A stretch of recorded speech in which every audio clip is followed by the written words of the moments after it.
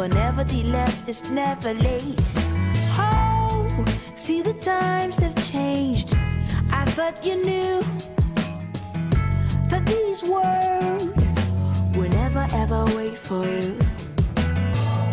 The gone past times of fighting, so drop your guns and your swords and let us leave all as one. We all need love and understanding, so drop your guns and your swords and let us leave all as one. Oh.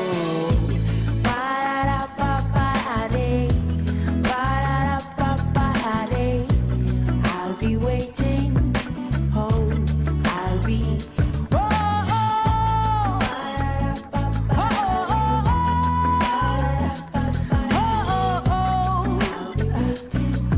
oh, oh.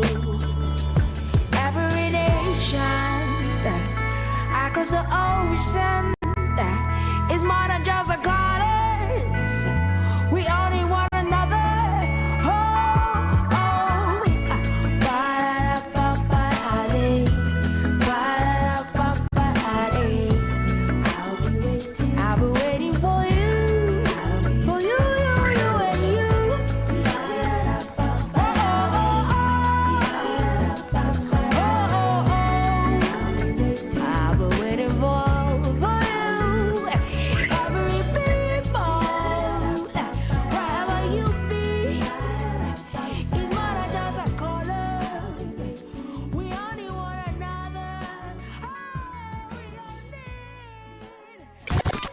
From the farm to the table, ideas to impact.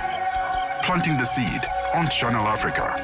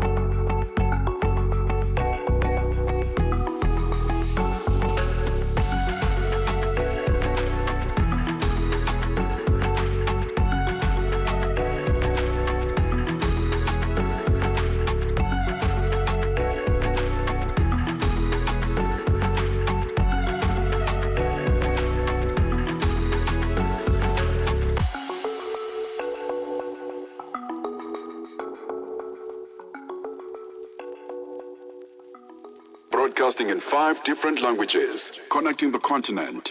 This is Channel Africa, the African perspective.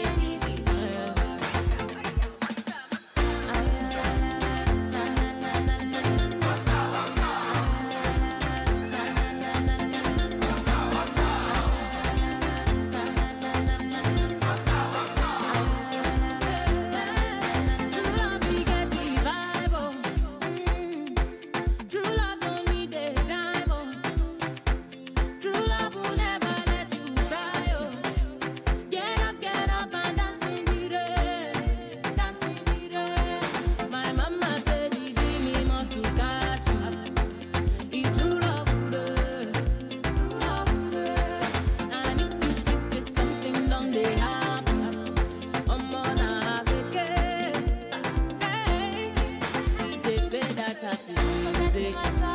Yeah. Make them play that happy music. Yeah. Make me play the happy music. Yeah. Make the people sing along.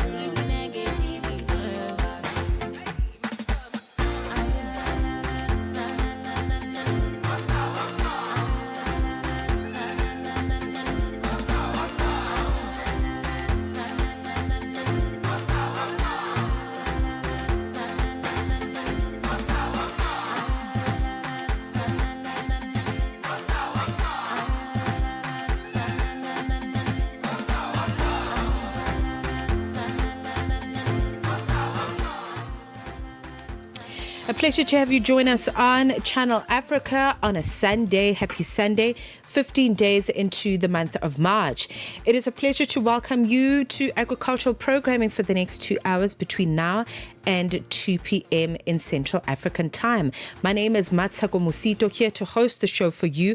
Until then, we look at agriculture, and much of development is the big theme for today. All right, our Agri Stories of Africa coming through. We're going to be traversing through the African continent, see what happy new developments are happening when it comes to agriculture. My conversation coming through in this hour, just after 12:30, we're going to be speaking to the Honourable MEC for Agriculture and Rural Development in the Gauteng province here in South Africa, and looking at a big conversation that's been happening around the pandemic of foot and mouth disease. And she's just going to update you and I as to what developments are happening with the department at a provincial and government level as well. And then after 1, we celebrate community gardening. You may remember that a few months ago, actually, we had a panel of judges join us on the show talking about a community gardening competition, I beg your pardon, food gardening to be particular, that has been put together by the good folks at ShopRite. And some of the finalists for that particular competition are going to be joining me in studio, and some others online. So we're going to have a beautiful, fruitful conversation on food sovereignty, the importance of food gardening at this time, using South Africa as an example, and of course, you know, as a means to highlight what's happening on the ground with young people that are really taking matters into their own hands and making sure that they re-green spaces, but not only that, also feeding communities. All of that and more coming through on the show. Ritmos e cultura com Jacob Tivani. Hoje vamos celebrar um momento muito especial na música, em particular o universo do jazz moçambicano. Ladies and gentlemen, senhoras e senhores, Temos o privilégio de receber um dos maiores nomes do jazz de África, moçambicano e, por que não, o mundo lusófono, Moreira Xunguiça, para falarmos sobre o lançamento da edição especial em vinil do seu icônico álbum The Journey, The Moreira Project, Volume 1. A música é que me escolheu e não foi eu que escolhi a música. O saxofone é que me escolheu, não fui eu que escolhi o saxofone. Eu sinto-me honrado, sinto-me de alguma maneira satisfeito e, mais importante, sinto-me feliz porque usamos o álbum The Journey como um influenciador, catalisador. E aí eu sinto-me honrado. Ritmos e cultura com Jacob Tivani. Todos os domingos das 20 às 21 horas. Planting the seed digs deep into the trends shaping Africa's agriculture. Every Sunday, 12 to 2 p.m. with Mmatsheko Mosito. Expert insights and real conversations on Channel Africa, the African perspective.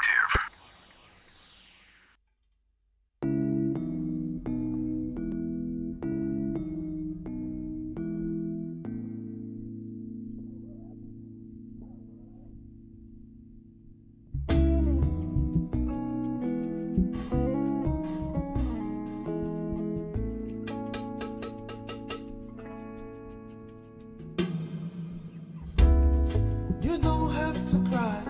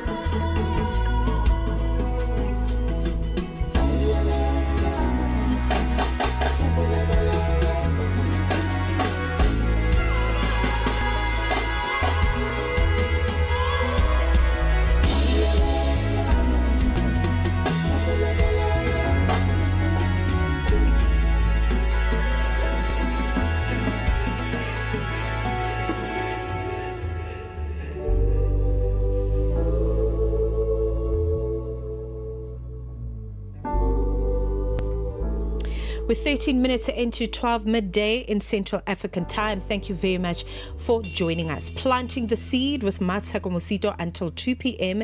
in Central African time. And this is a space we dedicate to agriculture, talking agriculture and really looking at other supporting structures within that. But today, big themes around our agri-stories of Africa, developments that are happening in much of Nigeria, in parts of Zambia as well, when we look at irrigation. And then we're also going to be looking at other themes on the show around foot and mouth disease and the tackling thereof in the Gauteng province, as well as community gardening. Food gardening, that is. It's really becoming a trend that I support, because anywhere where people can really grow their own food and learn new skills and feed communities is very, very important. So thank you very much for tuning in. Let's get straight into our agri-stories of Africa. We start in Nigeria. Nigeria is scaling up youth participation in agriculture through training and funding programs aimed at turning farming into a profitable business. Initiatives supported by the African Development Bank are helping young entrepreneurs access land, finance, and technology to build modern agribusiness ventures. I wanted to hear a snippet from an old TED Talk as delivered by Mmatsheko Mosito, who shares more on this particular conversation. Yes, agriculture, agribusiness is the answer. Imagine a young graduate in Bauchi, full of energy and passionate, but on every door he knocks, the jobs are not there. He has skill, but no stage for his skills. He has passion, but no platform to express his passion. This is the situation of many youth in Nigeria today. And if I would tell you that the solution to that is not far-fetched, the solution to that is on the soil beneath our feet. That is agriculture and agribusiness, to bridge the horizon. There are thousands of youth in Nigeria today without job, and agriculture is contributing to the economy of Nigeria, but many perceive agriculture as an outdated profession that is not tapped. Many youth perceive it as an unprofitable business. But in a world where compassionate, youth driven with force and passion meet agribusiness, they can turn their challenges into opportunities. This is not just a mirage, but opportunity waiting to be tapped. Agribusiness is a commerce that's involved in getting the product to the farmers, to the market. It involves production, processing, and distribution of the goods. So, taking agribusiness as an opportunity in bridging the horizon in Nigeria, the opportunity are enormous. The Nigerian agricultural sector is facing a kind of rebirth. The population of Nigeria is growing. By 2050, the population of Nigeria will be clocking around 300 million. All right, that is the voice of Mmatsheko Mosito, really talking about youth participation in spaces of agribusiness in particular. Let's move on to East Africa in Kenya as they expand climate-smart agriculture programs to help farmers and other agriculturalists, as it were, to cope with drought and unpredictable rainfall. The government, alongside partners like Food and Agricultural Organization, is promoting drought-resistant crops, water harvesting techniques, and digital weather advisories. This is the goal to basically protect food production in the region, while also improving smallholder farmer resilience.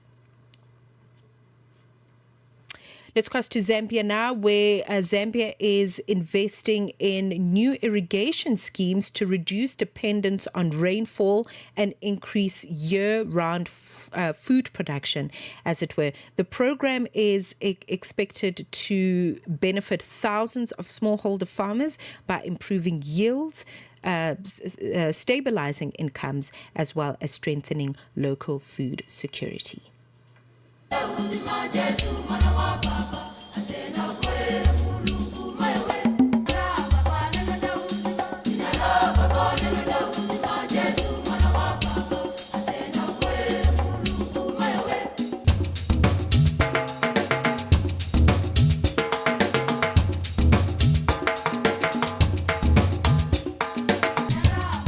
In Zambia, two very different worlds exist next to each other. The capital of Lusaka is bustling with opportunity and commerce. But only 50 kilometers away, rural life is difficult and many are subsistence farmers. Helping these communities gain food security and financial independence is critical to Zambia's future.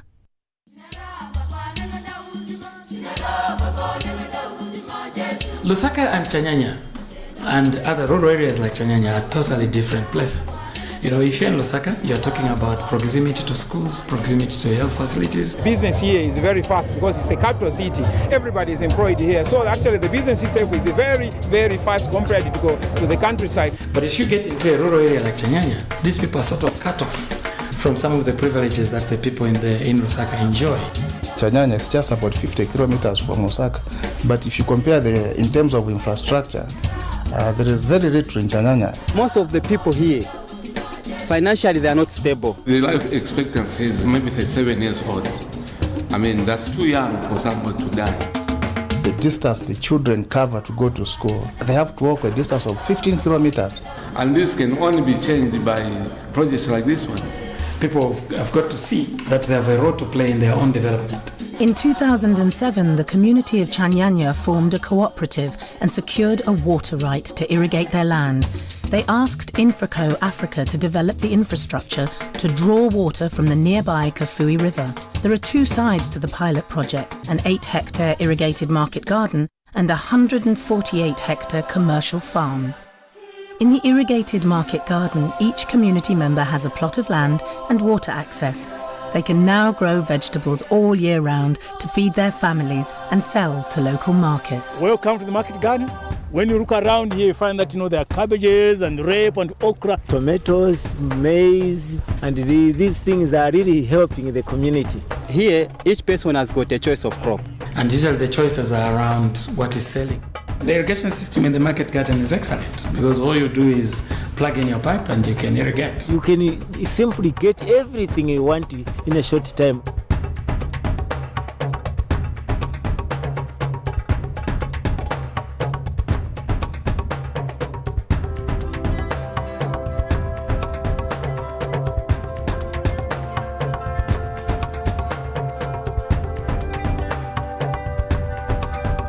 I train farmers to say you have to take farming as a business.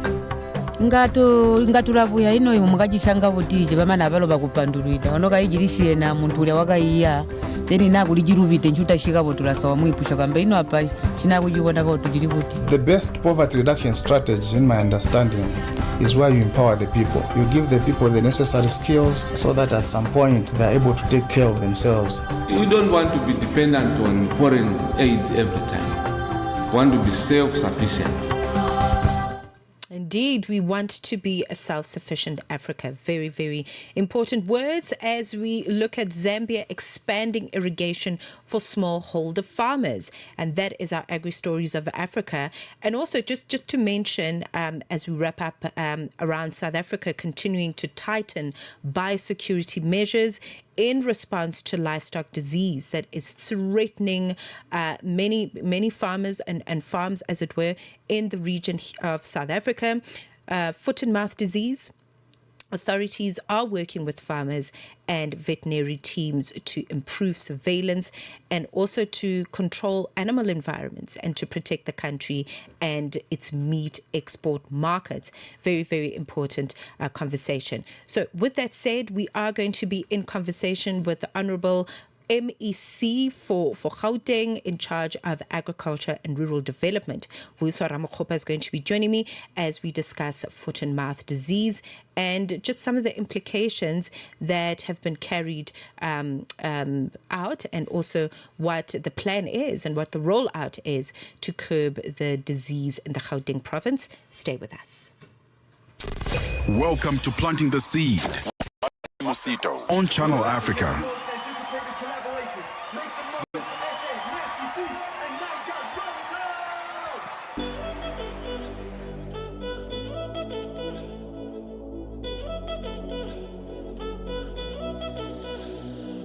Up with the weights, I work. Down with the pack, I roll. Up with the sack, and you know that I deserve it. Half and half when we split the perks. Yeah, the preacher man said, please remember that your savior's on the way. I still remember when the teacher man said, I wouldn't make it, but I made it anyway. I remember say it wasn't easy. Right now, everything is amazing. Steady driving them loco. Them are taking my photo. I remember that they telling me no, no. Right now, everything is global. Steady dropping them loco. Them are taking my photo.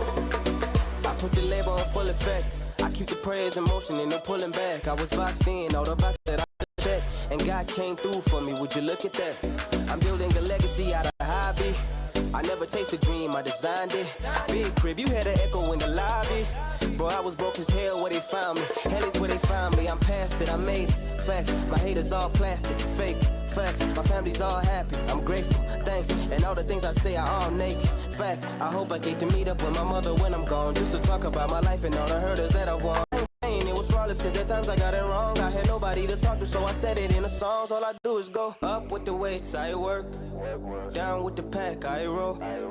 Up with the sack, and you know that I deserve it. Half and half when we split the perks. Yeah, the preacher man said, please remember that your savior's on the way. I still remember when the teacher man said, I wouldn't make it, but I made it anyway. I remember say it wasn't easy. Right now, everything is amazing. Steady driving them loco. Them are taking my photo. I remember that they telling me no, no. Right now, everything is global. Steady dropping them loco. Them are taking my photo. In the winter, in the summer. Chart up a money, make a win no bother. Every day we pray for long life. Give thanks, we job for more life, yeah. In the winter, in the summer. Show killer, we up with them in a coma. Every day we pray for long life. Give thanks, we job for more life, yeah, yeah. For mama post a feast in no day. I better use the time, no day. That's why I'm doing my way. Brother man, we do it your way.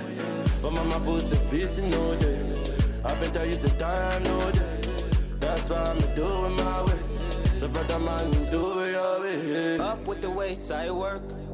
Down with the pack, I roll. Up with the sack, and you know that I deserve it. Half and half when we split the perks. Yeah, the preacher man said, please remember that your savior's on the way. I still remember when the teacher man said, I wouldn't make it, but I made it anyway. I remember say it wasn't easy. Right now, everything is amazing. Steady driving them loco. Them are taking my photo. I remember that they telling me no, no. Right now, everything is global. Steady driving them loco. Them are taking my photo. I remember say it wasn't easy. Right now, everything is amazing. Steady driving them loco. Them are taking my photo. I remember that they telling me no, no. Right now, everything is global. Steady driving them loco. Them are taking my photo. Your life, your rhythm, your Africa. Channel Africa. Find it for free on Google Play and the Apple App Store.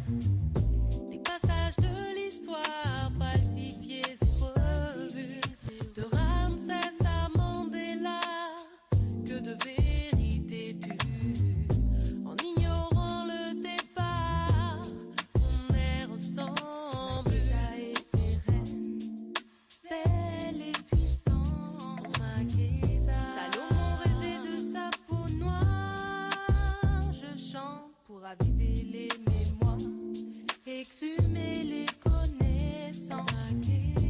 Que la spirale du temps efface la reine de sa vie en moi.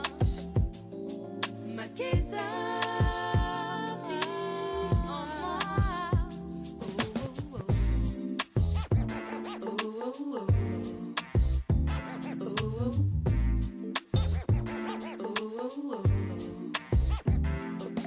Gravivons nos mémoires, il faut changer l'histoire. Elle part à la dérive, mes mots non. Le savoir et la sagesse sont à portée de main. Écoutez, observe. Makeda était reine, belle et puissante. Salomon rêvait de sa peau noire. Je chante pour raviver les mémoires, exhumer les connaissances. Que la spirale du temps efface la reine de sa vie en moi. Makeda vit en moi.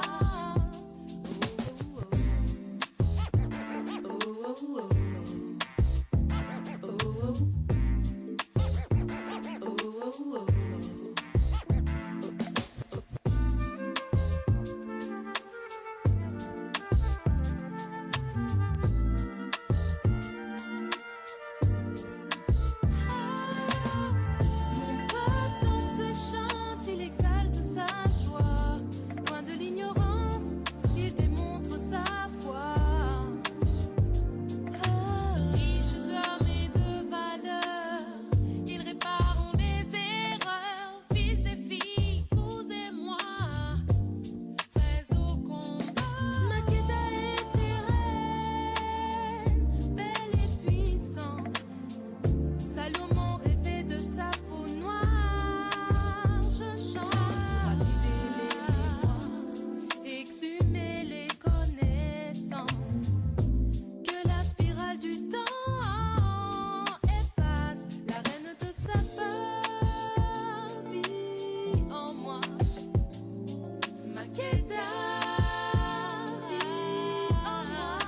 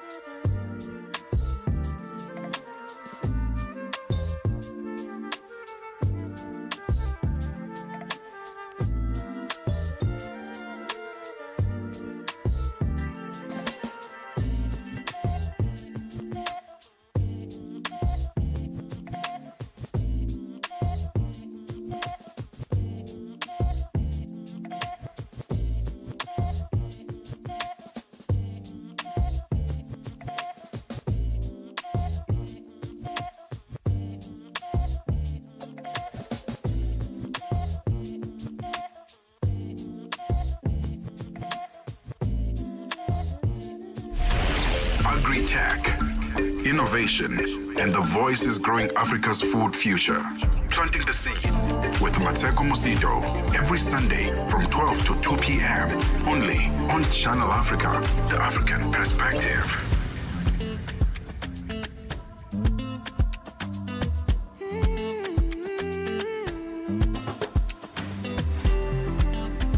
I'm available anytime you want me. Leave it all behind, baby, I swear. If you need me now, I'll be racing for you. Before you open your eyes, I'll be there.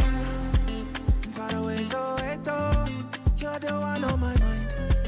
And you to follow me, go like my shadow for night. Need somebody, baby, no delay.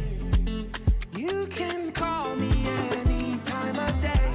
Oh, baby, if you ever wonder, I promise I will treat you better. Love you soft and tender. Oh, señorita, open door, baby.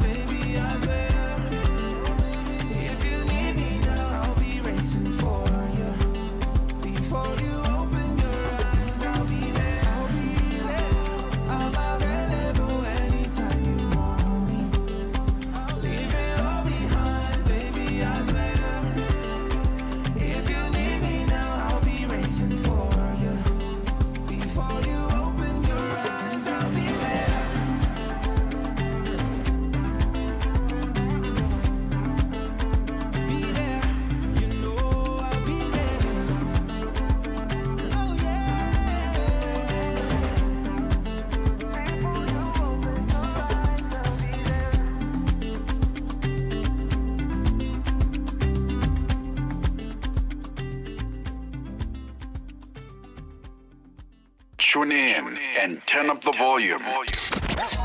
This is Channel Africa. Stay tuned to Channel Africa. Stream us on our new and updated website, channelafrica.co.za. Planting the Seed digs deep into the trends shaping Africa's agriculture. Every Sunday, 12 to 2 p.m. with Mmatsheko Mosito. Expert insights and real conversations on Channel Africa, the African perspective. Thank you for staying with us. Just after 1 p.m. in Central African time, a beautiful roundtable is what we're going to host on Planting the Seed, really looking at the importance of community gardening and also the participation of corporate spaces in making sure that we re-green spaces, not for the sake of it, but really to instill a sense of skills development, as it were, learning new skills, and also food sovereignty, very, very important in our communities at this time. Right now, though, we turn our attention to one of the most pressing issues that is facing the livestock sector here in South Africa, the ongoing outbreak of foot and mouth disease and the implications it carries for farmers. Matters of food security are affected, and of course the broader agricultural economy. Joining me is Honourable Vuyiswa Ramokgopa, MEC for Agriculture and Rural Development in the Gauteng province here in South Africa. And the Honourable MEC is actually helping to lead Gauteng's response to the outbreak while also advancing innovation and collaboration across the sector. MEC Ramokgopa, thank you very much for the time. Welcome to Channel Africa. Good afternoon, Teko, and to everybody who is viewing and listening today. It's such a pleasure to be with you. Thank you very much. I'd like us to begin with a brief overview. Perhaps you can just give us an overview of the current situation regarding foot and mouth disease, and specifically in the Gauteng province, and what the experience is at the moment. Absolutely, Tseko. As you've correctly said, foot and mouth disease is a disease. It's a viral disease that has really wreaked havoc across the livestock sector in the entire country. It is a national issue in that every single province is affected, but of course, given Gauteng's central role and location as a logistics hub, as a retail center and a place where a big segment of the population is, we do get, we are prone to high infections because of the movement of livestock in and out of the province. So as it stands right now, we have reported and confirmed 250 active outbreaks that are still currently active. 3 have been closed, i.e., the farms, after going through a quarantine period, have now been declared FMD free. We've also, of course, started our mass vaccination campaign, which should help to start to see a slowdown in the infection rates. But to date, we've administered over 300,000 vaccines ever since the beginning of the outbreak in April 2025. And now, as we are getting access to more vaccines, that is, of course, increasing. Just also quickly, in terms of the sort of the breakdown and the profile of the farms that we are seeing these 250 cases, right. A large portion is commercial farms. So we have about 127 cases from commercial farms. Second to that is your communal farms and your communal livestock farms. And then third, we have about 17 cases that are dairy farms and 10 that are feedlots. And then a few of the rest is a combination of kind of stud farms, people who are keeping livestock, maybe not necessarily farmers, but people who are livestock traders, etc. But the vast majority, of course, is in the commercial sector and in the communal farming sector. Right. Well, thank you for that. I think it's wonderful to see that there is so much pragmatic action that's been taken towards containing and managing the disease, as it were. But what have been the biggest concerns? Because I know you speak and engage with the farmers themselves. What are their biggest concerns around livestock, with the livestock producers, as it were, around the outbreak? Well, of course, I mean, the top concern for farmers is around, maintaining livelihoods and the economic losses that they have experienced as a result of the foot and mouth disease. Now, foot and mouth disease in and of itself does not result in high mortality Okay. in cattle, but it does have an impact on, you know, the price of the cattle, the demand that the market demand, and therefore the price. And so, and even, you know, when there's restrictions around movement control and movement of animals, that of course makes it difficult to move livestock to auction sites, etc., and other areas where you would be able to trade. So that has been a really massive concern for people. The dairy sector has been particularly hard hit. We visited a dairy farm recently where we were doing a vaccination drive, and they had estimated that they've incurred about 60% losses in terms of their profit, you know, under normal circumstances.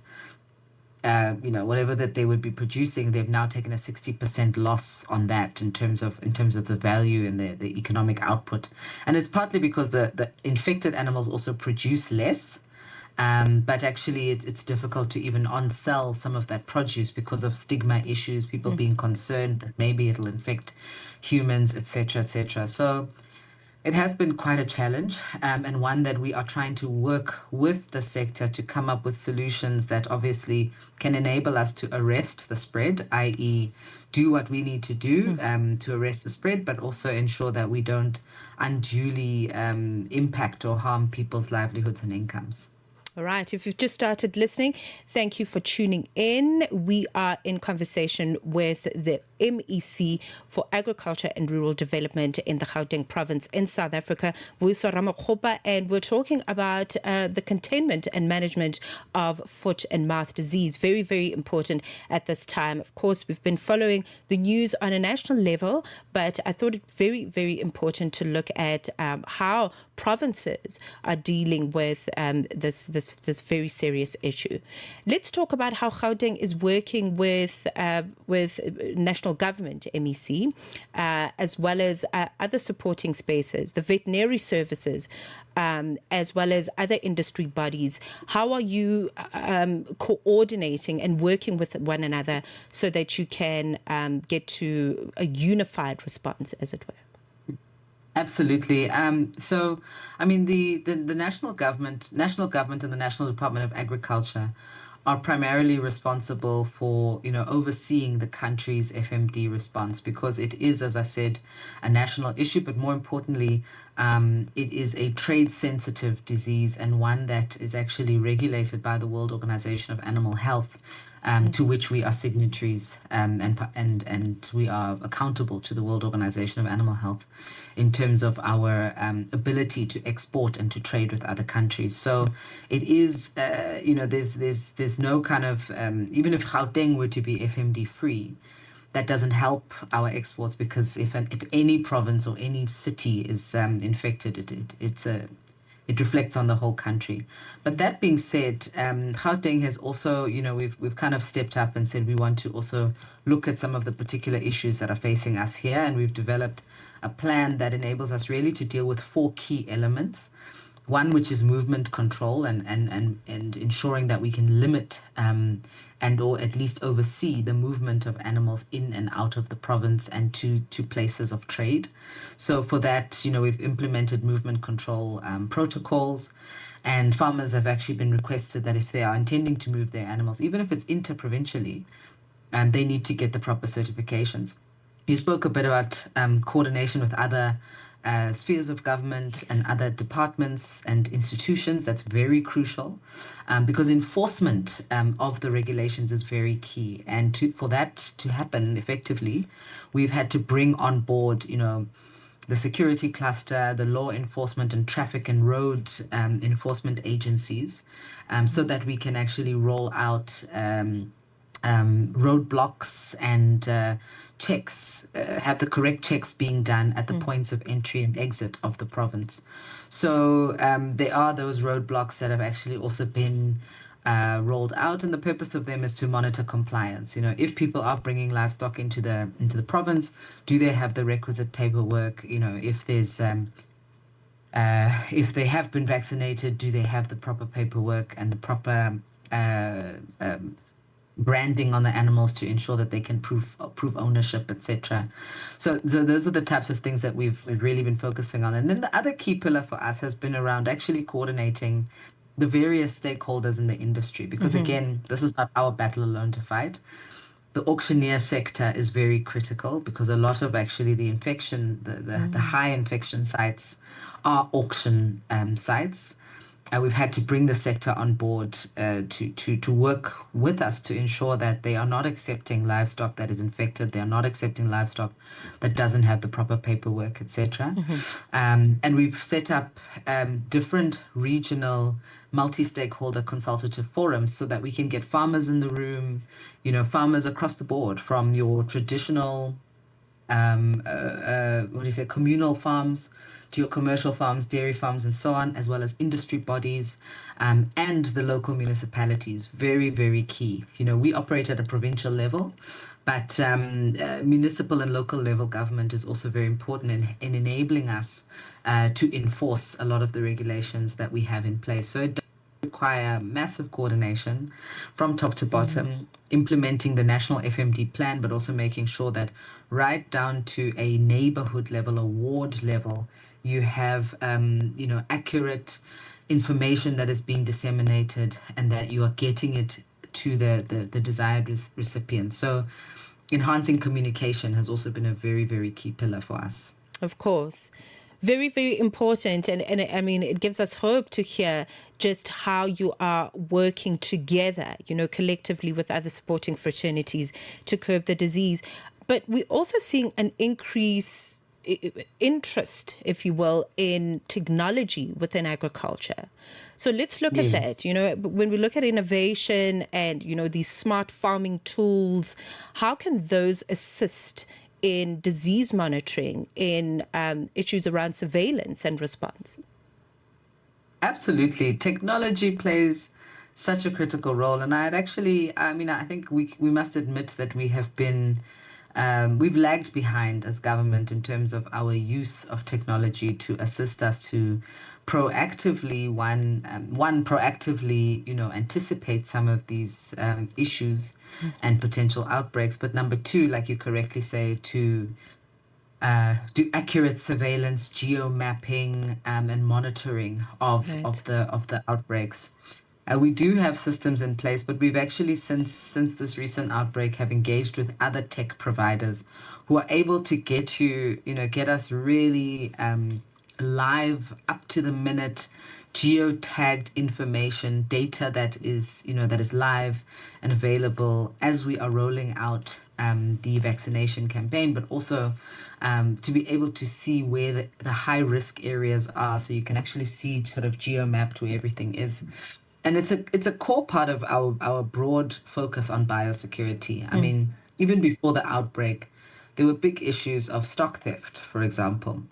Stock theft, where people, steal livestock and move it cross-border, and it's never to be seen again. And so livestock identification and tracing has been a core focus of the Department of Agriculture for some time, but certainly technology has an ability to enhance our efforts and help us to achieve a level of accuracy in being able to identify, track and trace. I mean, even now, just lastly with the vaccinations, every single vaccine that is administered comes in a bottle with a QR code.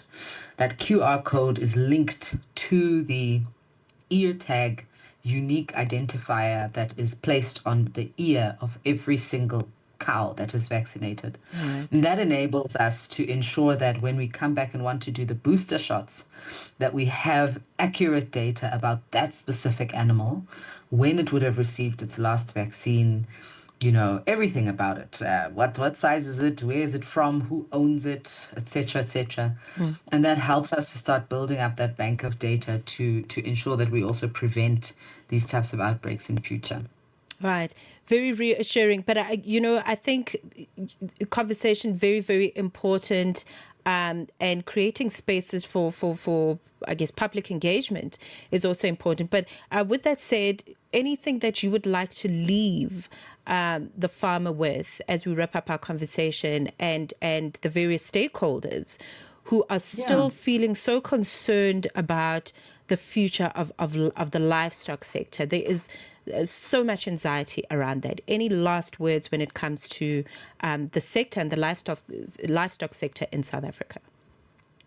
Yeah, I think, my message really to the sector, to the farmers, and to everybody whose livelihood is dependent on the livestock sector is that we need to get all hands on deck. This cannot and will never be government's problem alone to resolve. We really are opening our doors to say, let's work closer with all role players in the industry and all those who can assist us in curbing this. And one of the key ways in which we can do that is also minimizing misinformation. There is often a desire or a tendency to start to, in the desperation, people are willing to hear and listen to whatever. But I really would encourage those who are wanting to be constructive and assist to say, let's make sure that you are accessing reliable sources of information, minimize the spread of misinformation, and more importantly, help us to help you. There's one of the challenges we have is underreporting. We can't fight an enemy we can't see. So we really, really encourage farmers not to worry if there's an issue, if you suspect, even if you just suspect that your livestock is infected. Yeah. You can get in touch with the department. You can get a state vet to come out and confirm that, and we will then be able to assist. And really just to say, this really requires all of us, and we want to work with the industry to resolve this challenge once and for all. Absolutely. Well, thank you very much. I think I really just want to thank you for the work that you're doing in agriculture in the Gauteng province. I remember in your keynote at the recently held Agritech Africa conference and exhibition, you basically mentioning how much of an oxymoron it is that there is a rural development and agriculture sector in Gauteng. But it is very, very critical, especially when we look at this particular province as an economic hub. So thank you very much. We are definitely going to be watching what the department is doing on a national level, at a provincial level. Follow the correct channels, okay? Listen to Channel Africa, and of course, follow the departments on social media. All the relevant information is there. Thank you once again, MEC, for your time. Thank you so much, Seko, and thank you for giving us an opportunity once again to tell our story. Thank you. Thank you very much. MEC Vuyiswa Ramokgopa, in charge of agriculture and rural development in Gauteng. Stella Longwe, Pamalode. ndikatswiri oimba wa dziko la Mozambique ameneyu amene ali Rikabana ndatiuzeni kuti maimba chamba chanji komanso dzina lanu lenileni kuoneka ngati dzina limeneli ndijatu atila pa stage. Dzina lanu kwenikweni ndi ndani komanso maimba chamba chanji? Ineyo dzina langa lenileni ndine Ricardo Musa Rabana. Chamba chimene ndimaimba ine ndi manganji, ndimakonda kwambiri ma tradition. Zimenezo ndi nyimbo zathu chifukwa kwathu kunoko tili ndi madansi osiyana-siyana achimizi. Nde ineyo poti ndi mnyamata wa chimizi, nde ndimakondanso nyimbo za chimizi. Ndinu achimizi? Nde makondanso nyimbo za chimizi, mapangaso za chimizi. Zosangalatsa kuti mwanena bwera kuti ndinu achimizi, anthu amazibisa, anthu amafuna kukhala ndithu achitauni. Koma chikhalidwe tu chilibe chitauni, alisa ndi chikhalidwe chake, alisa ndi zimene amakonda. Malonje, pa nthawi ya 6 koloko kufikira 7 koloko madzulo. Lowiruka ndi Stella Longwe. We are reviving the culture in agriculture with Planting the Seed every Sunday on Channel Africa. Channel Africa 1060. 6 decades of stories, voices, and vision.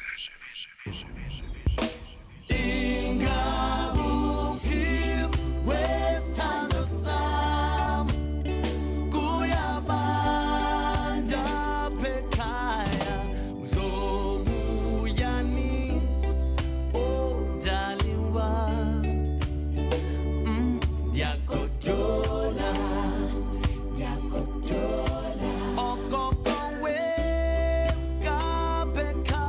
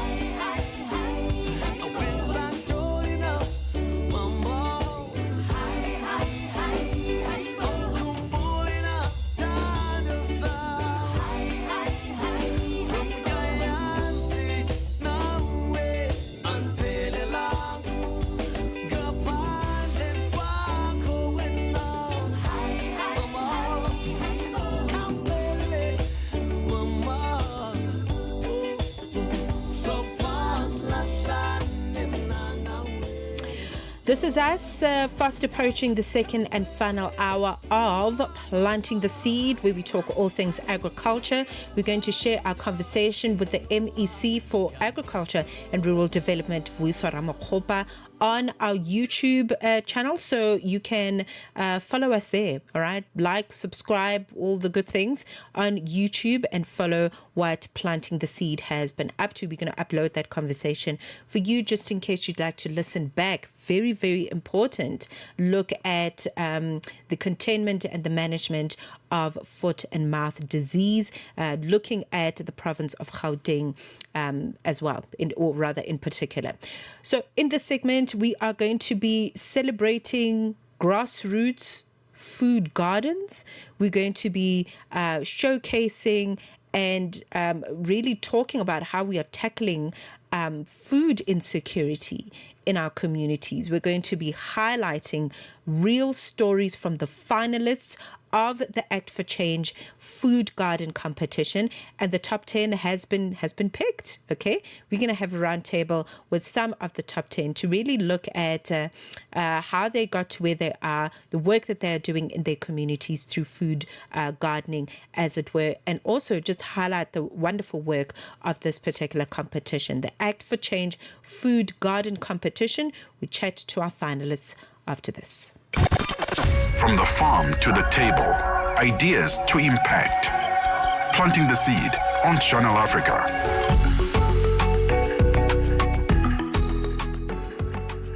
It's 1 p.m. on the dot, and of course, as mentioned, if you wish to sit in on our roundtable with our special guests, those being just some of the finalists for the ShopRite Act for Change Food Garden Competition, then I encourage you to hang 10. In the next few moments, we're going to be chatting to them.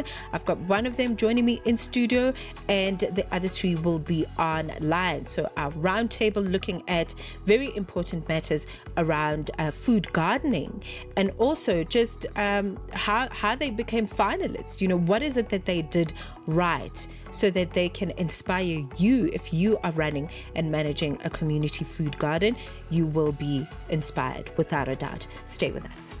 Africa, voici Abedi. Oui, c'est moi. Abedi est un passionné de musique dans l'âme. Il a un goût pour toutes sortes de musique et passe ses journées à écouter Channel Africa. J'aime beaucoup la musique africaine. Ok. Devinez quoi? Channel Africa veut aider Abedi et les mélomanes du monde entier à découvrir encore plus de musique incroyable. C'est pourquoi Channel Africa appelle les artistes africains à soumettre leur musique. Chers artistes, n'oubliez pas de nous fournir toutes vos informations pertinentes à l'email adresse musique@channelafrica.co.za. Les soumissions sont votre chance d'être entendues, mais elles ne garantissent pas une playlist. Toutes les soumissions seront soigneusement examinées pour voir si elles répondent aux exigences de notre station. Channel Africa, la perspective africaine. From the soil to smart tech, young Africans are leading the agri-revolution. Mmatsheko Mosito on Planting the Seed, with vibrant stories and expert voices. Sundays, noon to 2 p.m. Only on Channel Africa, the African perspective.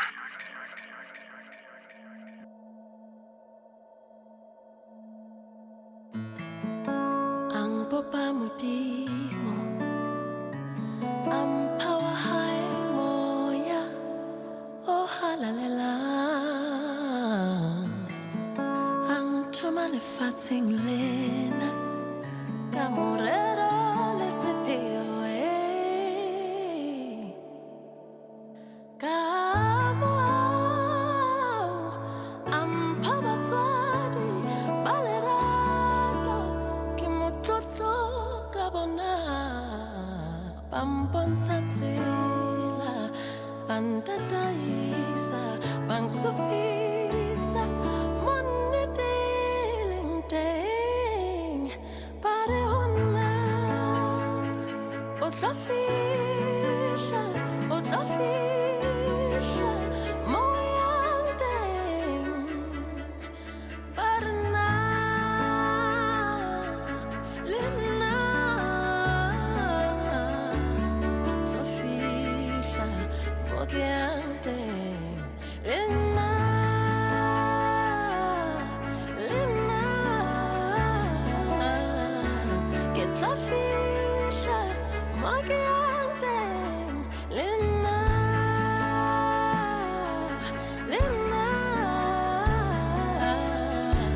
kilofisha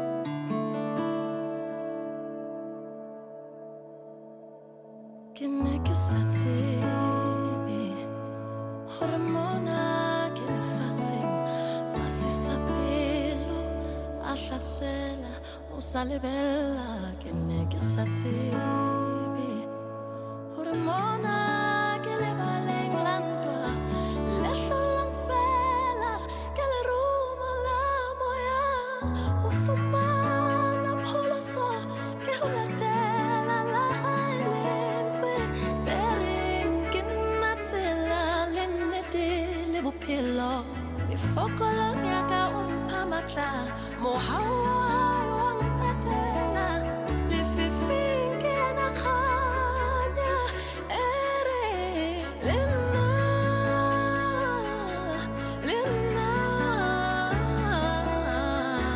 ke tla fihla mo ke yang teng le nna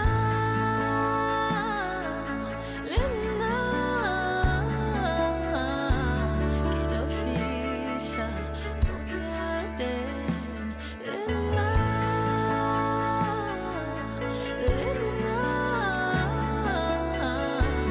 ke lo fihla mo ke yang teng le nna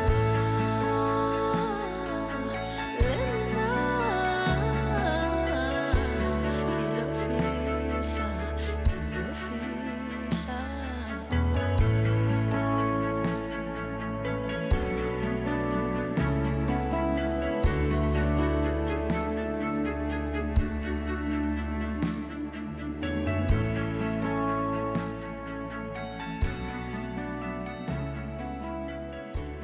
No matter where you are, Channel Africa is always with you.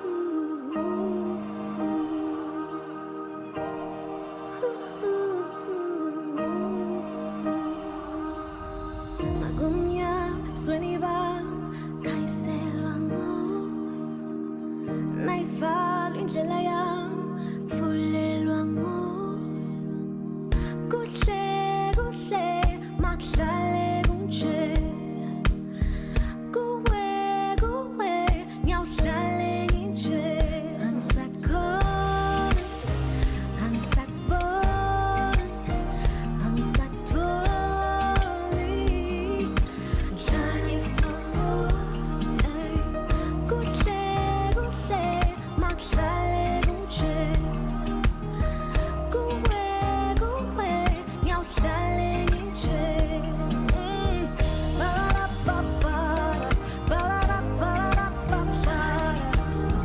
barababara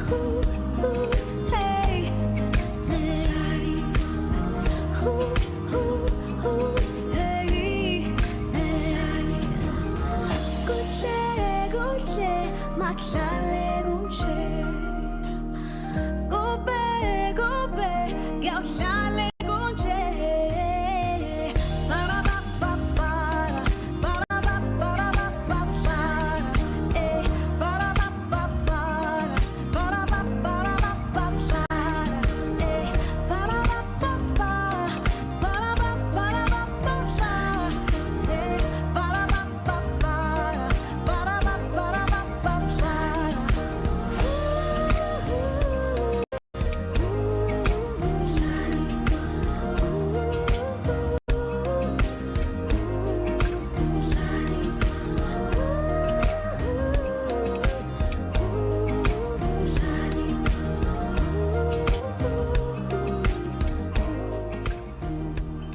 We're 10 minutes exactly into 1 p.m. in Central African time. Well, guess what? The top 3 finalists for the ShopRite Act for Change Food Garden competition are in studio. Okay, one of them is in studio, and then we've got our other 2 online. We're going to have a conversation with them in just a moment. The voice of the continent, now online, with all your sports fixtures, lifestyle, and more. Africa Matters, the conversation on climate change and financing Africa's recovery. Only on Channel Africa. We're proud to announce that Wits Business School is actually our partner. They are hosting us. The second most important thing, though, for me, is that we often go to these summits, these conferences, and you find that you never really know where to find solutions and outcomes that came out of those discussions. So Wits Business School will craft our outcomes document, which will have steps to say what are the follow-ups and how do we measure success and what do we need to do next. Across the continent, climate change is forcing tough decisions. This is Africa Matters. You are listening to Planting the Seed with Mmatsheko Mosito on Channel Africa. Well, here we are. Thank you very much for joining us. Look, across South Africa, something powerful is growing quietly in our communities, all right? And that is food gardens, small plots of land that are feeding families, that are restoring dignity, creating jobs, very, very important. And also, I think, significantly reminding you and I that agriculture is not only for large commercial farms, okay? It is also essential for communities as well. So this year, ShopRite launched their very first Act for Change food garden competition.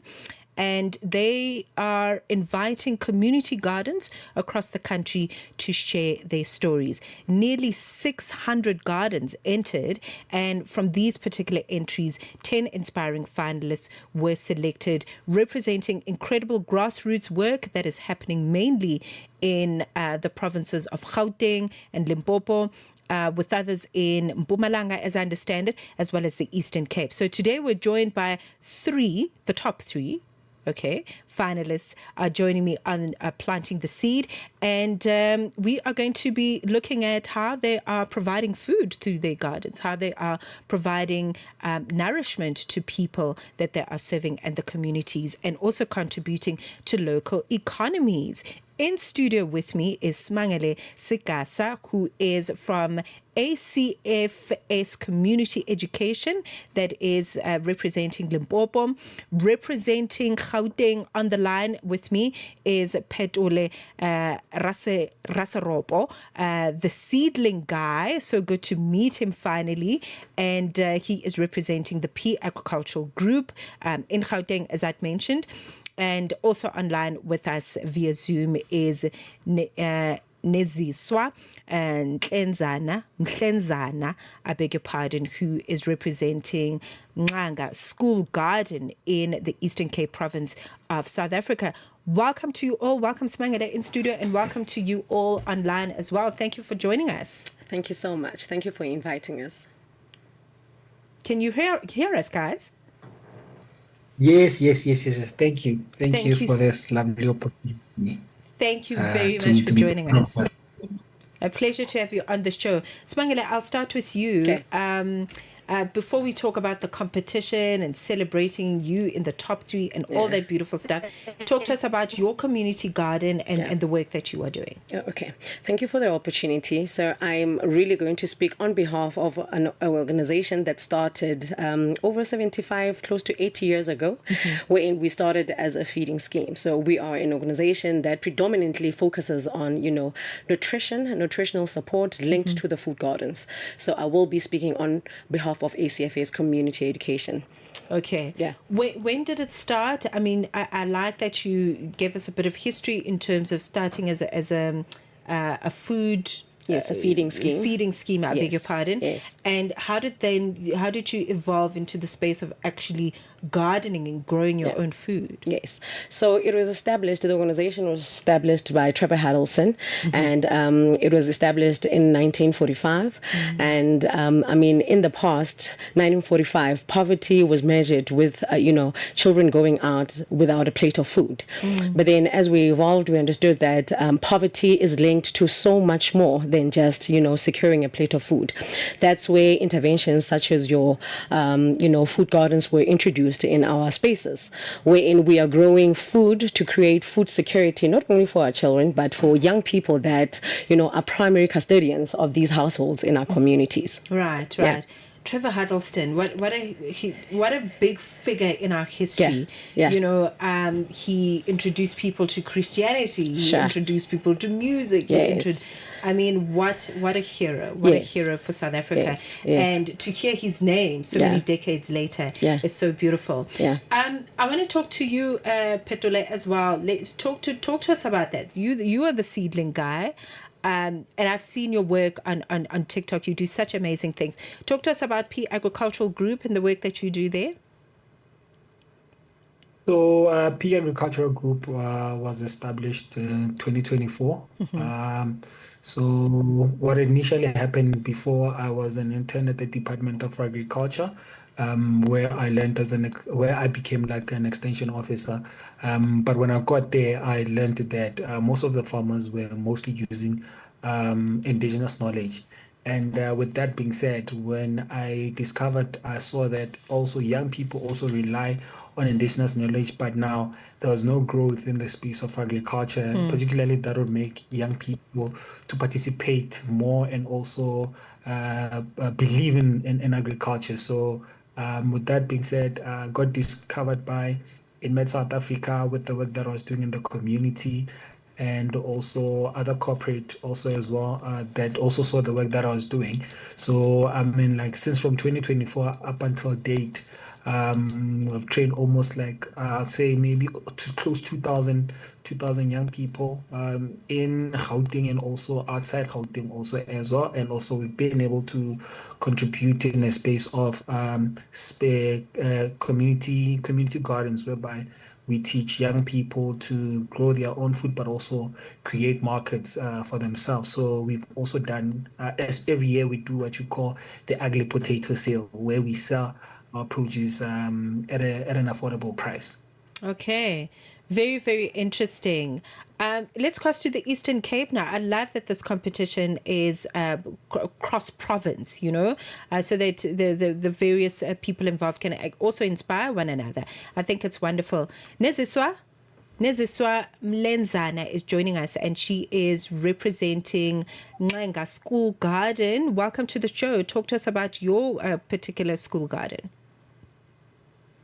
Thank you. I'm really excited to be here. So our school garden was established in 2022 by a group of young people from my here in the modern Muslim.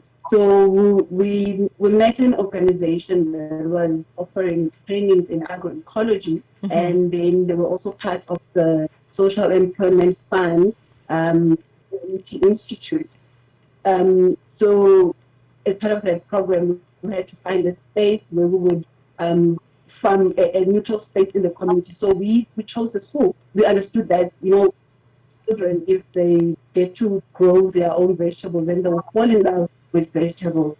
And also we saw it as a platform to transfer skills among That program lasted for 6 months, and when they left, we decided that we need to continue this work and register it as a non-profit company. So we've been at it since then. We also introduced seedlings. We also grow seedlings. We do it here at from KZN or East London, which is now called Compo. So they then become expensive because they're getting, and now people from our community, they get. Okay, to Nancy, get we're battling a little bit with your line. One of the. Hi, can you hear me now? Yeah, perhaps you can move around like a little bit because we are battling with your line. So, but while you're fixing that, I want to come back to you, Petole. Talk to us about just the number of people that you are helping through this project, and anything you'd like to share around the impact that your agricultural group has had in your community.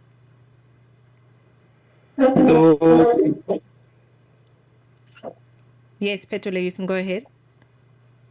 Yes, so I mean, like in our community, we have been able to transition young people from a base of agriculture is not just weeding only, but now we're changing the whole narrative about agriculture. So and also it's not a far-fetched dream, I'm using agriculture also as a stepping stone to breed hope, but also to close the gap in education also as well. Because in as much as we don't have accreditation, but that does not limit us from doing the work also as well. So it's just showing also young people that it is possible, and also you can make a change where you are and work with what you have. 100%. Okay, let's take a break. I'd like us to just assist Nezi with her line, and then we're going to continue the conversation when we return. Hi there. Do you want to elevate your business and give it a voice in South Africa and Africa as a whole?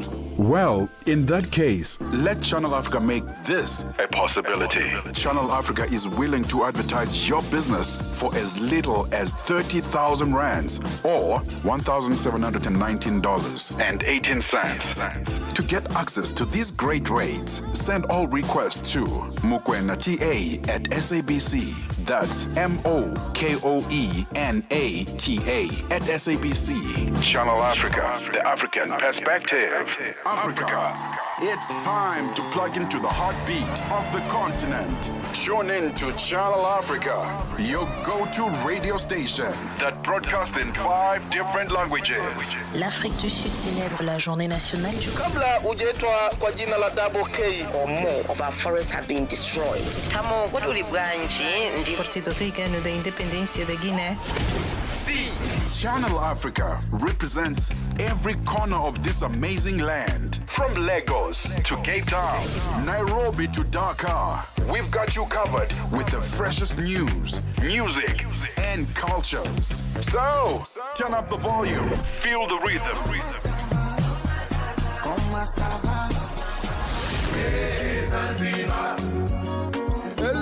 Enjoy the conversation. Channel Africa, the African perspective. We are planting the seed every Sunday afternoon from 12 Central African Time on Channel Africa. We're 23 minutes into 1 p.m. in Central African Time. Our special guests are the top 3 finalists for the ShopRite Act for Change Food Garden Competition. Okay, so 10 finalists have been selected, and we are so privileged to have a conversation with the is joining me in studio representing ACFS Community Education in Limpopo. They started very humbly as a feeding scheme, and now they've got a whole garden, okay, that is possibly in the running for a big award. All right, Petole is on the line with me, as well as Neziswa, who is representing the Eastern Cape. Smangile, let's talk about just some of the skills that the community members have acquired through the community garden projects. The reason why we are not necessarily moving away from the feeding scheme or the nutritional support is because we are faced with a scourge of malnutrition in our country, and how a better way of sustaining a livelihood with having a food garden. So how we do this, we have a course that runs up till 4 months where we acquire young people from ages 18 to 35, and what we do is that we have a food production course wherein we train them on how to start growing food from humble beginnings, and post that process we take them into formal markets, because we are hoping to create employability. And for them to start something of their own. We are really our branding, where we're saying that we are a sustainable livelihood that are led by young people. We understand that majority of these young people are primary caregivers of these young children. So through the other interventions that we are doing that go hand in glove with the nutrition program that we have, the learning development program, and all the psychosocial issues that we focus on, food security sits at the central, because post those interventions, these kids go to a household, and when they go to a household that is empowered, wherein they themselves are growing something and approaching formal markets to secure a livelihood for them, we are saying, and we are proud to say, that as an organization we are bringing empowerment for the entire community as ACFS Community Education. Right. Such a leader. I love it. I love it.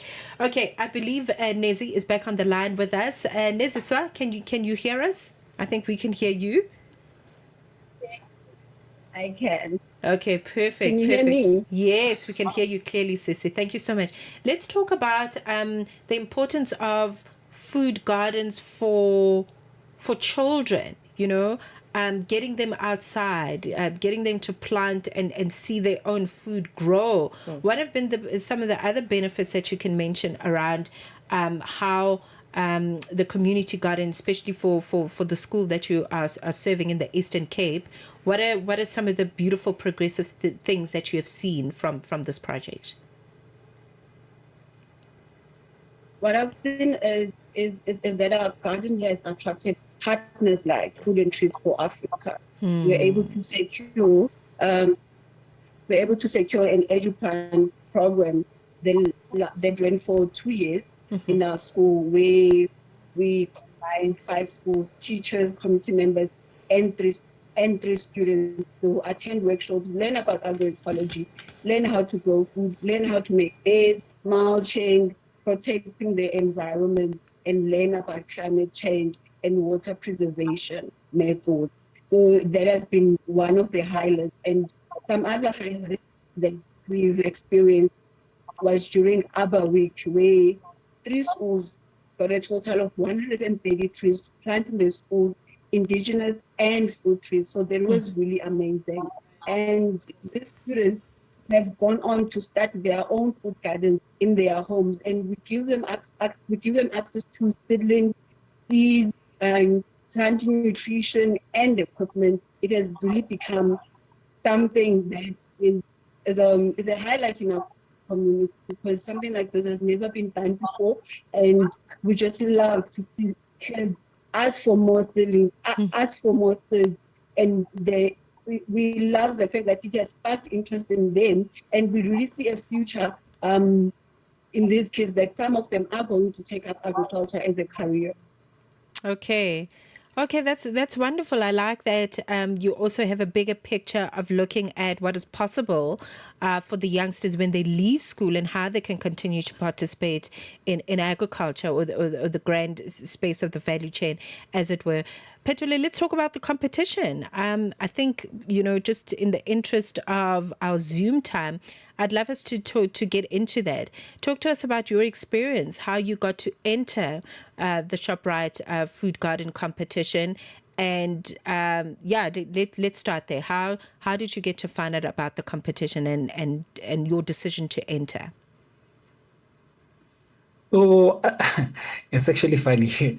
So and interesting. So one of the ladies that I assisted, and also one of the farmers that I also was assisting, they reached out to me. They're like, you'd be the perfect fit for this competition. And sometimes when you are let down most of the time, they're like, no, I believe this is the time you need to start entering for this competition because you are the perfect fit for it.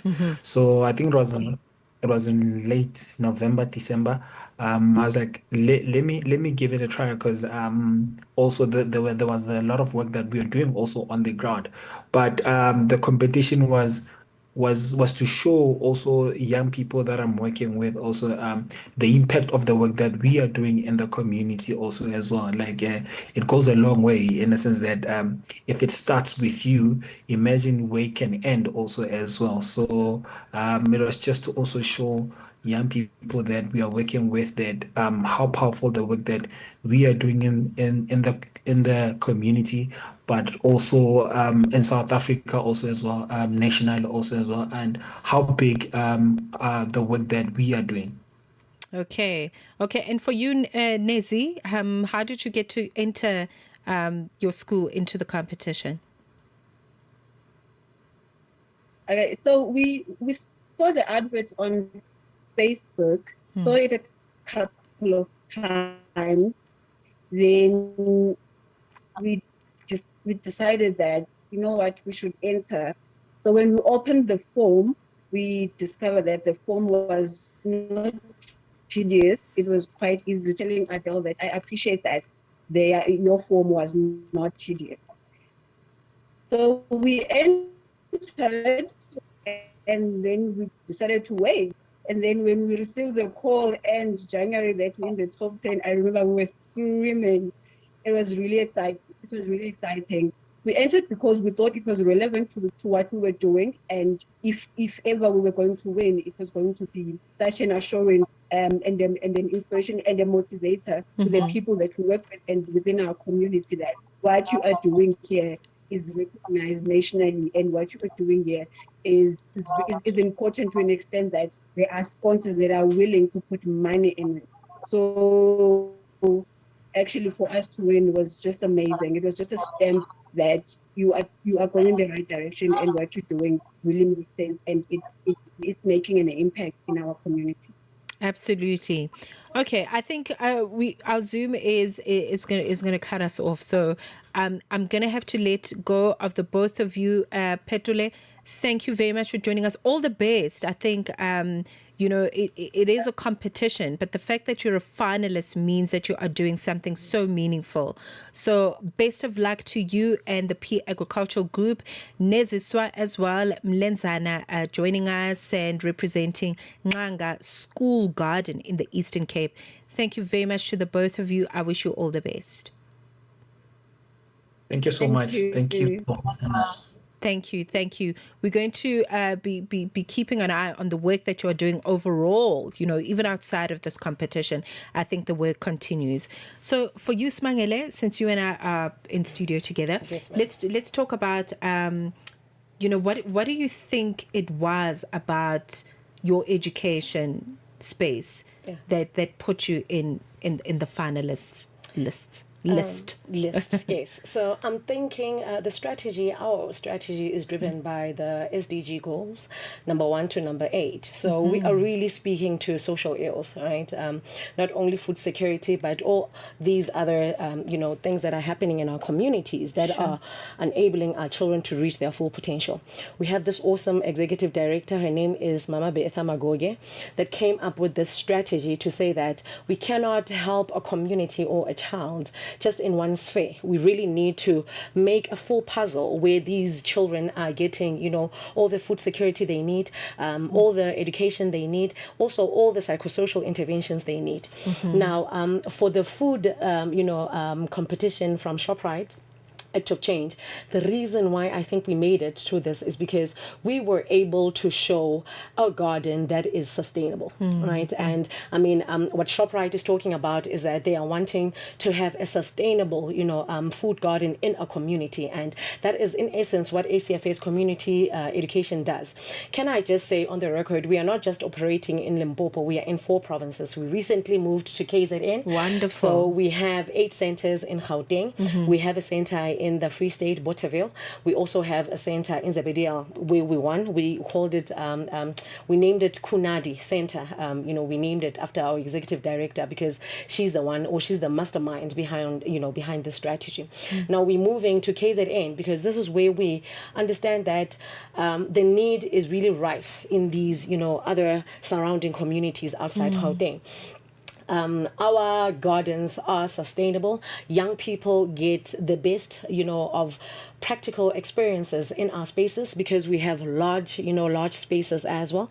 But also children that access our centers in the communities are in the, advantage of witnessing something that is started from close to nothing to something that is going to feed them. Not only to feed them, but because we are experiencing so much malnutrition in our country, that is going to get them into a healthy position. 100%. Now that means that they're going to learn more and secure a life for themselves, because if they secure education for themselves through being healthy with a good cognitive thinking from the nutrition support that they get from our organization, it means that we saved a child, and saving one child can really save a community. Saving a community saves a society, and if we save the society, we are in a position to say that we are one of those people that are saving our country and securing a sustainable livelihood for our country, for our children, and for our young people. Everything you said. Everything you said. Yes. Oh my goodness, so wonderful. Yeah. Let's talk about what sustainability means to your organization. Yeah. What does it look like? What does it mean? Sure. And not just for now. Obviously, you've got a much bigger goal. Yeah. So sustainability is huge for us because sustainability means that we are securing food for not only our children but households that are in and around. But also we have this element of social enterprise where we constantly have market days and we sell to our communities. Guess who is in the primary line of selling these produce they started? It's the young people. We also have an intervention where we are plunking our young people to formal markets. So that is sustainability, Mama Mmatsheko. Because we are saying that not only are we securing from 0 to 18, but also for young people that are unemployed, that are so demotivated in our communities. So now in introducing them into these skills transfer, we are also showing them that life can still continue without having a proper job by starting something of their own. So that is sustainability for us. And we are really trying to curb poverty in all senses. Okay, first of all, I would be a horrible judge. Oh my goodness, because who must win and who mustn't? Oh my goodness. All the gardens are doing such important work. Sure. I really wouldn't want to be a judge for at this particular time because the work is so beautiful. Yeah. Back to the competition. Sure. Let's talk about what winning would mean for you, because I think what is wonderful about this competition is it's not just about the money. The money is great, but there are other capacity building tools that you could possibly, win or gain from winning the competition. So what would it mean to win? Oh, okay. I'm not sure if I'm supposed to say that we already are winners right now. So we are sitting on first place. ACFS was voted as number 1. So I think we really ticked the box there, and we are really speaking the same language as ShopRite Active Change. But really, in essence, with this honorable gift that we got as an organization, we are planning to have an exit plan for our young people. Exit plan would mean that post their graduation, actually we are graduating a second cohort now on the 20th of March, and winning is us securing them with all the resources and the materials they need. It's all well and fine for us to say that young people should start something of their own, but because they're unemployed, with what are they going to start something of their own? So winning means securing them with all the necessary materials and workshops further than what they acquired from the certificate, plonking them and putting them together with the formal markets so that they can get all the other resources that we cannot necessarily afford. I know that ShopRite Act of Change is saying that the price is going to be in support of all the things that we need in that food garden, and it's really an honor to say that with this prize that we attained, is this is us ACFS really now going into the actual community and helping these young people, which are primary custodians and family households of these children that access our services from Monday to Tuesday, for them to be fully equipped. Now, it's going to be such an honor for us to speak and visit these young people one day after they attained a land and they formed their own cooperative, and now they have their food garden that is lashing and all secured and supported, to also create something that is sustainable for other people that are unable to reach our interventions as ACFS community education. Well, congratulations. It actually Thank you does so say much. here that you are first place. And then Yes. second place is the P Agricultural Group. Sure. Okay, with Petola, whom we just spoke to. Third place is Nezaswa's establishment, Ngaiga School Garden in the Eastern Cape. Yes, you are first place indeed. Yes. Congratulations Thank for you that. so much. Is this going to then assist you, just to elaborate on your response, is it going to assist in your expansion plans in the various other provinces where you are? 100%. And also, I think I need to mention that the support is also going to put us in a position to reach more young people. It's going to put us in a more resourced position wherein we say that everything that we are talking about from class, the course, the class where we are giving the theory to the young people, but also to the practicals that young people are able to access. We have a number of impact stories that we share in our social media, wherein these young people are in a position to speak to the program themselves and what they already managed to establish as young people. In Kunadi, we already have a group of people that are wanting to form a cooperative, and they already have plans. Beautiful. See, this prize is coming at a plan, at a time where these young people already have plans. And what an honor to be an organization that is a bearer of these beautiful news to these young people, to say that there is actually hope, and these are the materials that are going to help you in all the plans that you had throughout your growing up with a community that is not even promising a job, but now you're attained with these skills, you can actually start something of your own. Just out of interest, what has been the favorite crop to grow Spinach. amongst the young people? Oh, spinach. We are big on spinach. Right. So our food production course entail a number of other, vegetables and herbs that we grow. But spinach is one of, amongst many, the predominant one, because remember, we need to speak also to communities or to the market that we are selling to. Because I mentioned that we are also a social enterprise where we are also trying to secure, sustainability for the organization and for the young people. But spinach is one. Vegetables, tomatoes are also amongst others, and onions, spring onions are quite famous, that go hand in glove with the spinach. So we are almost known as a spinach hub, right? And I'm really hopeful that the people that are listening, even yourself, one day you can actually visit one of our centers here in Gauteng. Absolutely. Or also maybe visit our other 3 provinces, like I mentioned. Okay, it's beautiful how professionally you have set up the scheme as well. So www.acfs.org.za. Okay, there is an about page that tells you about how they've dedicated their lives and their work to development and the protection of this work, the various programs, the team. All the information is on that website. You are a star. Thank you for your leadership. Thank you so much. And thank you for finding the space. I think beyond the fact that you are going to benefit, it's so beautiful to use your organization as an example for others on the African continent that would like to start cooperatives, that would like to start community gardens, that, just start. Even if it's just as a feeding scheme. Just start. You never know. You could have your own website, and have all sorts of plans for expansion. Any other things you'd like to mention around perhaps support that you'd like from the public? I see there's a volunteer button there. Yes. Talk to us about other skills and other contributions that you would like to see. Sure. So like I said, our strategy is dealt in, different layers. We have so many interventions that are catering for 23,000 children children throughout the 4 provinces and 8,000, adults or youth. So what we always call for is that beyond monetary support, we are all about interventions that could support our health and nutrition as a whole, because we also go into informal settlements and give these teachings, ECD-related, support.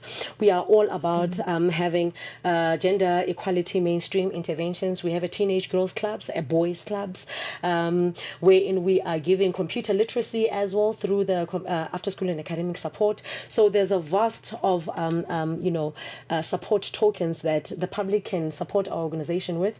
But in relation to the food security, the sky is the limit. Anything related to agri for us to grow, even maybe to move to the Eastern Cape as well, because I'm learning that the Eastern Cape is also really hit hard by poverty. Anything related to food security is most open. I welcome the listeners to visit our website, our Facebook page, and there they will see all the different interventions. On our Facebook page, our TikTok page, that's where we upload all the different activities that we have on a daily basis, Monday to Friday. So we are open for everything public. We are really open for everything. And from time to time, we also have co-facilitation that would, come in and teach our young people about starting off something of their own, career expos. So we are also open in you guys inviting us and our young people or our children from the different interventions, wherein they can see life outside their communities, where shame is a popular thing that is said in our communities, but to see that life is bigger than their circumstance at the present moment. So we are really open for everything. I'm not going to be exact. Please search our socials. You will see that there is always something to give to the kind of work that we are doing as ACFS Community Education. So deserving, absolutely deserving. Smangile Sikasa, she was actually talking to us in her capacity as Assistant Programs Manager and Special Initiatives for ACFS Community Education nationwide. Doesn't that sound good? Not just Sounds Limpopo. amazing. Nationwide. Okay? Sounds amazing. Get that right. Yeah. Listen, congratulations on everything. you. It was wonderful to meet you. Sure. And we're going to be watching the work of your community education program very closely and supporting it. Thank you so much. Thank you so much. Thank you. Thank you for having me. Absolutely. You can also follow Act for Change, just by the way. Follow Act for Change on social media. They're very active. I know they've got a page on Facebook, on Instagram as well, so that you can follow the work of the competition and also acquaint yourselves with all 10 of the finalists. But we were privileged enough to have the top 3 speak to us on planting the seed. Soil, science, sustainability. We farm. We feed nations. Planting the seed. We celebrate Africans transforming agriculture with Mmatsheko Mosito, 12 to 2 p.m. on Channel Africa, the African perspective. 6 decades strong, Channel Africa continues to inspire Africa and the world, proudly sharing the African perspective.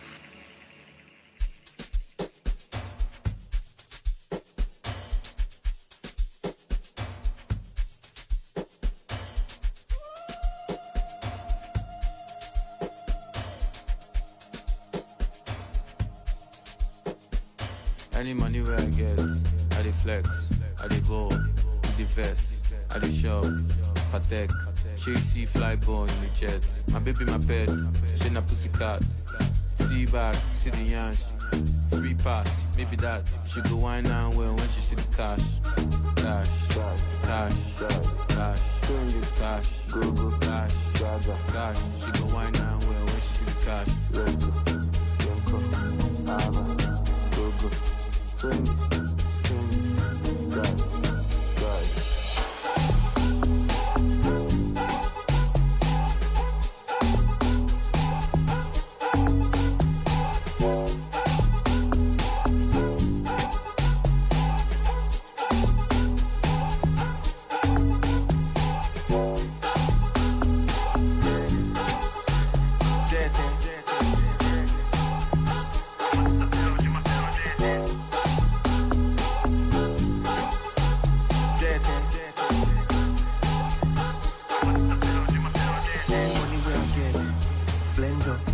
Money at the count, sensors. God's girls, mentors. I dey fuck well, sense of. She go wonder when she see the cash. If I hush puppy, she go feel the touch. If I hide the money, she go see the cash. Bend down well when you see the cash. Cash, cash, cash, cash, cash, cash. Bend down well when you see the cash.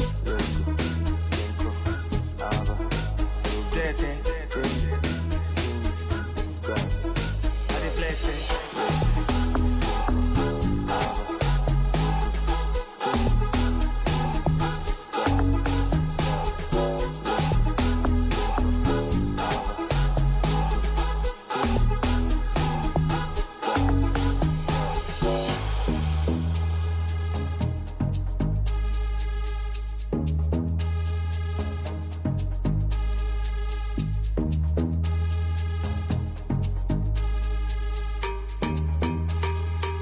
She go wine now well when she see the car.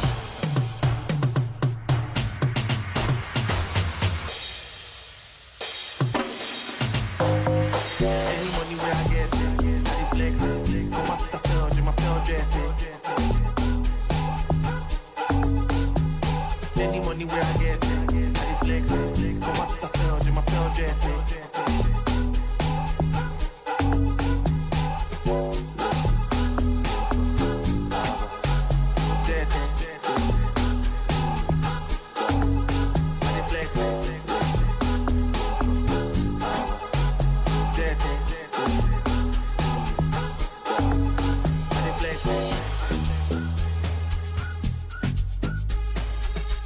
Ten minutes to go till it is 2 p.m. in Central African time. This is us wrapping up agricultural programming. We're back again next week, Sunday, to bring you a wonderful show. In fact, next week, my special guest is going to be Dr. Ndeke Muse, okay, Kenyan agriculturalist, an intellectual, a research and science expert, and we're going to look at some very critical issues around agriculture. He's going to be joining me in studio. That's but one of the conversations next week.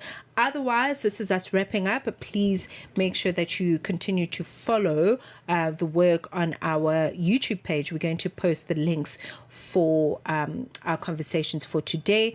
The conversation with the MEC for Agriculture and Rural Development in Gauteng, Vuyiso Ramokgopa. We're going to post that as we spoke about foot and mouth disease.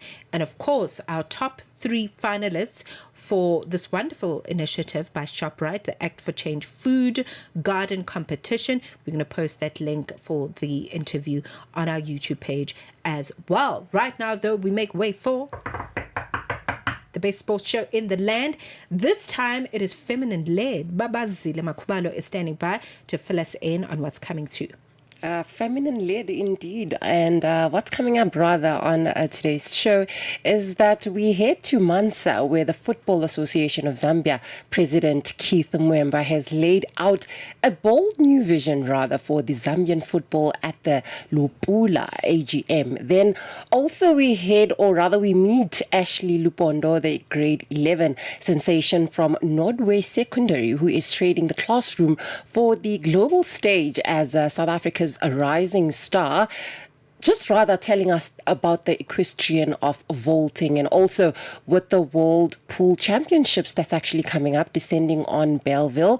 We're actually going to be joined by the Q Sport ace Pale Sangwenya to see if she's ready to keep the trophy on home soil. And that's all for the show today. And coming up, that's actually happening more also on the show. Absolutely. So after 2 p.m., make sure that you stick around. Babazili will be coming through with all the best when it comes to sports here on the African continent until 5 p.m. Have yourself a glorious afternoon. It was a pleasure. We'll see you again next week. This week's food fact on planting the seed. Channel Africa and you have got something in common. The thirst for knowledge.